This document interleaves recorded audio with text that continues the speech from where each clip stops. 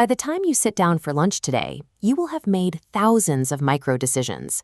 In fact, an average adult makes roughly 35,000 distinct choices every single day. Yet, there is a strange contradiction in how we operate.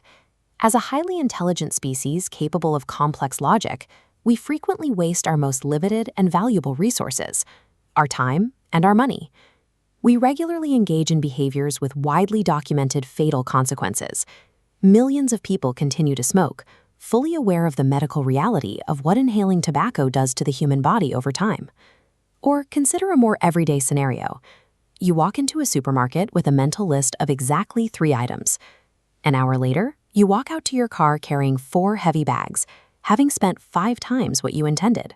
And practically all of us have picked up our smartphones just to check one specific message, only to suddenly realize we've spent the last 20 minutes scrolling through a feed, completely forgetting why we grabbed the device in the first place. It is easy to label these moments as a lack of willpower or simple stupidity, but those labels are incorrect. These lapses happen because we operate under a deep misunderstanding of how our brains actually process decisions beneath the surface. This graphic illustrates the body's energy distribution, highlighting a massive biological liability. While your brain only accounts for a tiny fraction of your body weight, that single organ strictly consumes 20% of your total biological energy just to stay running. Because energy is the most precious resource in nature, our biology evolved to treat active, conscious thought as an expensive luxury.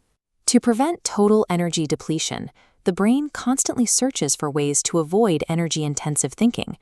To solve this, the brain creates rules of thumb, automatic if-then loops that fire without your awareness. When you feel a specific trigger, like the vibration of a phone or the sight of a colorful display, the brain hands control over to these fast, low-energy habits rather than engaging your logical centers. Supermarkets and tech developers have spent decades studying these specific biological shortcuts. They architect their environments to provide the exact triggers that activate these energy-saving loops, ensuring you spent money or time before your conscious mind even realizes a choice was made. Modern bad habits are the natural byproduct of corporate systems successfully weaponizing our own biological energy-saving protocols against us. But because we like to view ourselves as rational creatures, we fall into a trap. We invent highly logical, articulate excuses to justify the choices our autopilot made for us seconds before. You can see this clearly in how we view physical fitness. Take 2 individuals, one who exercises rigorously every single morning and another who never works out. Looking at the person who trains daily, we tend to assume they possess an unyielding, almost superhuman level of mental discipline. The reality is much less glamorous.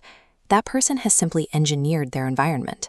They set their clothes out the night before, schedule workouts with specific partners, and follow strict, pre-written routines.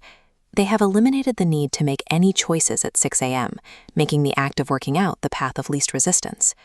The person who stays on the couch lacks that frictionless system. Instead, they rely on logic, convincing themselves they already get enough movement during their workday, or that their current health doesn't really require gym time.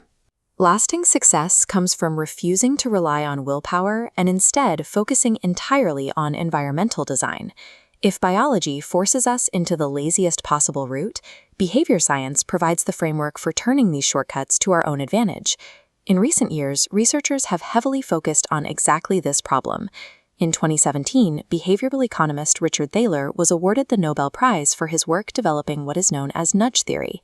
We can observe the power of this theory by looking at this visual of U.S. 401k retirement plans.